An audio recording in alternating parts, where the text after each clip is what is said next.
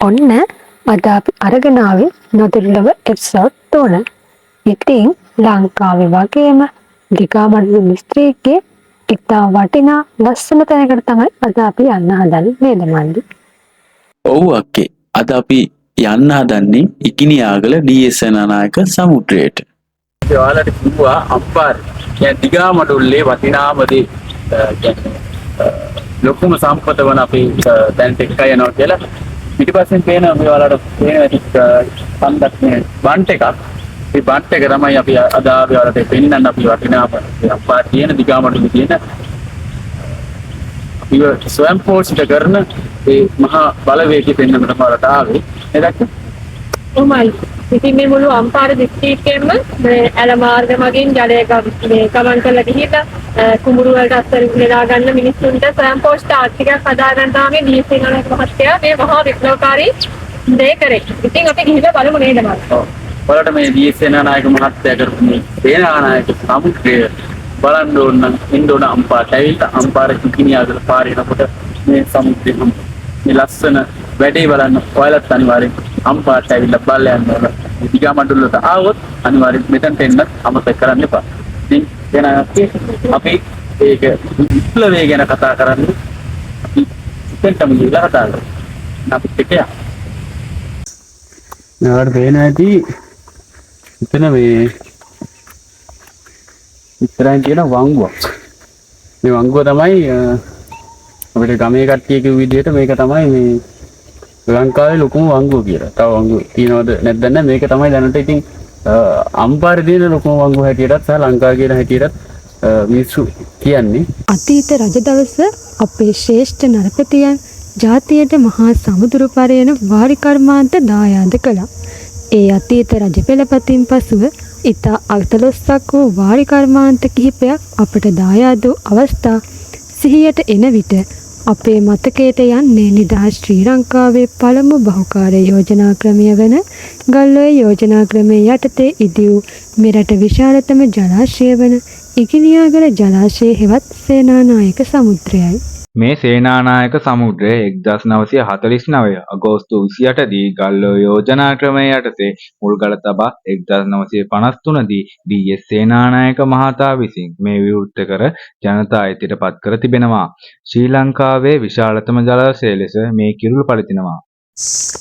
ඉතින් මේ අවට වනසතුන් ලෙස මොණරුන්, මුවන්, අලියතුන් දැක ගන්න පුළුවන් වගේම සවස් කාලයේදී මේ ඉතාමත් මනරම්. මෙහි එන ඔයාලට තවත් අපූර්ව දෙයක් තියෙනවා බලා ගන්න. ඒ තමයි ඔයාලට විනෝද වන්න පුළුවන් බෝට් සවාරියක් යන්නත් අවස්ථාව තියෙනවා. මේ ඩී.එස්. සේනානායක සමුද්‍රයේ මිරිදිය මත්ස්‍ය කර්මාන්තයේද තියෙනවා. ඒකේ දැක ගන්න පුළුවන් කැටලෝ, මිරිගලෝ, කොරලි වගේ සතු දැක ගන්න පුළුවන්. මේ සමුද්‍රය ලස්සන කඳුපන්දු දෙකකට යාකර තමයි හදලා තියෙන්නේ. ඔයාලට මේ අම්පාර දිස්ත්‍රික්කයේ සංචාරය නිරත වෙලා ඉන්නවා නම් මේ සුන්දරත්වය විඳ ගන්න එන්න පුළුවන්. මේ සේනානායක සමුද්‍රයෙන් විදුලිය උත්පාදනයත් කරනවා. විදුලි උත්පාදනය කරන්නට විදුලිය ජනනය කර දීමට විදුලි බල මණ්ඩලයේ බලාගාරයක් තියෙනවා මෙතන. ඒකත් ඔයාලට බලා ගන්න පුළුවන්. ඒ වගේම සේනානායක සමුද්‍රයට මසුන් දැමීම සඳහා ජලජීවී වගා ව්‍යාපෘතියක් දැක ගන්නත් පුළුවන්. සබාදහමට ආදරය කරන කෙනෙක්ට මේ පරිසරය විඳින්නට මේ ඉසව්ව බොහොම සොදුරුයි. බලන්නකෝ ඈත ආස රන්වන් පැහැ කරගෙන ඈත පෙනෙන කදුවලාකුළු වලින් වහගෙන තියෙන ලස්සන. ඒ වගේම මේ වේල්ල කෙළවර ඔයාලට නවාතැන් ගන්න පුළුවන් සංචාරක නිවාසයක් තියෙනවා. ඇත්තටම ඔයාලට මේ ඩී.එස්. සේනානායක සමුද්‍රය හැදුනේ කොහොමද කියලා දන්නවද? ඇත්තටම පැරැන්නන් කියන්නේ මේ ගල්ඔය වනය පුරාවට සහ මේ ප්‍රදේශය තුල ආදිවාසී ගම්මාන රැසක් තිබුණා කියලා. ඉතින් ඩී.එස්. සේනානායක මහත්තයා ගල්ඔය ප්‍රදේශයට ආපු අවස්ථාවක මේ ආදිවාසී ගම්මානයේ නායකයා හම්බෙන්න ගිහිල්ලා තියෙනවා. ඒ අවස්ථාවේදී ඩී.එස්. සේනානායක මහත්තයා විසින් ආදිවාසී නායකයාගෙන් අහලා තියෙනවා මේ අවට වැවක් සෑදීමට පුළුවන් ස්ථානයක් තියෙනවද කියලා. ඉතින් මේ ආදිවාසී නායකයා කියලා තියෙනවා මේ ඉස්සව්වේ කඳු දෙකක් අතරින් ගලා යන ජල පහරක් ඇති බවට. ඉතින් මේ ආදිවාසී නායකයාගේ නම තමයි ඉගිනියා. ඉතින් මෙම ස්ථානයට ඉගිනියාගල යන නාමයද පට බැඳී ඇත. ඉතින් ඉන්පසුව තමයි DS සේනානායක මහත්තයා මේ ජලාශය හදලා තියෙන්නේ. ඉතින් මේ DS සේනානායක මහත්තයා මේ කරපු මහා ව්‍යාපෘතිය නිසා දිගමඩුල් ප්‍රදේශයේම කෙත්වතු ස්වයංපෝෂිත වෙනවා වගේම තමයි ගම්මුන් විශාල පිරිසක් ජලය පරිභෝජනයටද ගන්නේ මේ ජලාශයෙන්.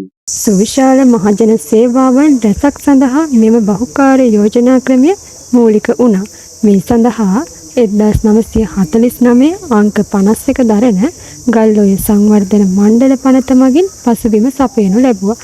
ඒ අනුව අක්කර 1,20,000ක් පමණ පෝෂක කලාපයකින් යුක්ත මෙම යෝජනා ක්‍රමය මගින් ගොවි ජනපද 40ක් ස්ථාපිත කිරීම ඉතාම උසස් මෙන්ම සුවිශේෂී කාර්යයක් වෙනවා. සේනානායක සමුද්‍රයේ වර්ග සැතපුම් 384ක පමණ ජල පෝෂක ප්‍රදේශයකින් යුක්ත වනවා. එමෙන්ම මෙම ජලාශය ඉදිකොට තිබෙන්නේ අඩි 3600ක් පමණ දිගකින් යුක්ත අඩි 140ක් පමණ උසකින් යුක්ත පස් වේල්ලක් මගිනි.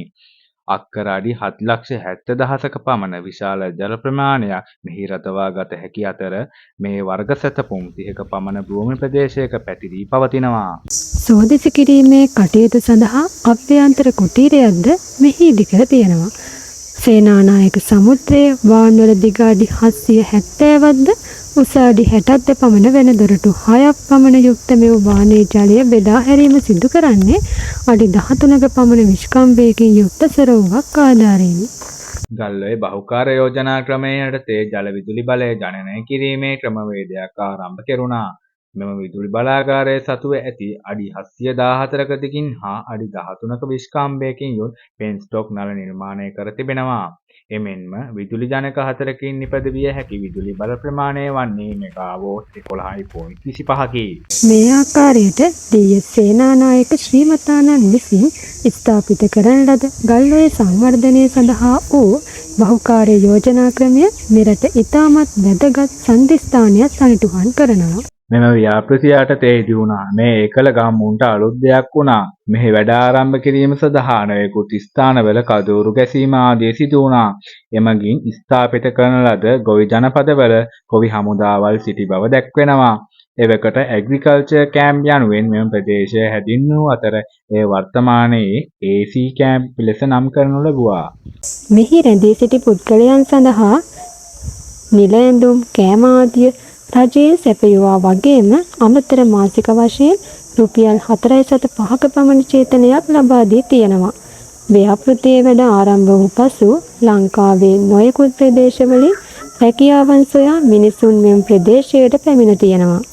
මෙම වකවානුවේ මෙම ප්‍රදේශයේ දක්නට ලැබුණු ඉතාමත් සුලභ දසුනක් ලෙස සඳහන් වන්නේ සිය ගණනක් මිනිසුන් ගල්ඔය ඉවුර දිගේ පොල් අතු ආදිය උපයෝගී කර ගනිමින් රැඳී සිටින අයුරුයි.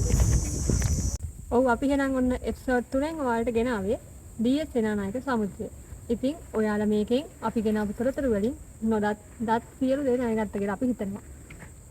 ඉතින් බලන්න මේකේ තියෙන සුන්දරත්වය වගේම වටිනා කියන ස්ථානයක් වගේම ඓතිහාසික ස්ථානයක් වෙනවා. නේද මල්ලි? ඔව් ඇත්තටම සේනා සමුද්‍රය ගැන ලොකු විස්තර ටිකක් අපි ගෙනාවා ඔයාලා වෙනුවෙන්.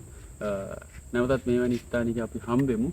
ඉතින් මේක අධ්‍යාපනික වශයෙන් සමාජීය වශයෙන් වටිනාකමක් තියෙයි කියලා අපි ඇත්තටම හිතනවා. ඉතින් මේ නොදුරුව ප්‍රෝග්‍රෑම් එක ඔයාලා හැමදාම බලන්න. අපි ඔයාලට හැමදාම ආදරේ ලයික් කරන්න, ෂෙයා කරන්න, කමෙන්ට් කරන්න, සබ්ස්ක්‍රයිබ් කරන්න. එහෙනම් ඊළඟ එකෙන් අපි හම්බෙමු. Alright.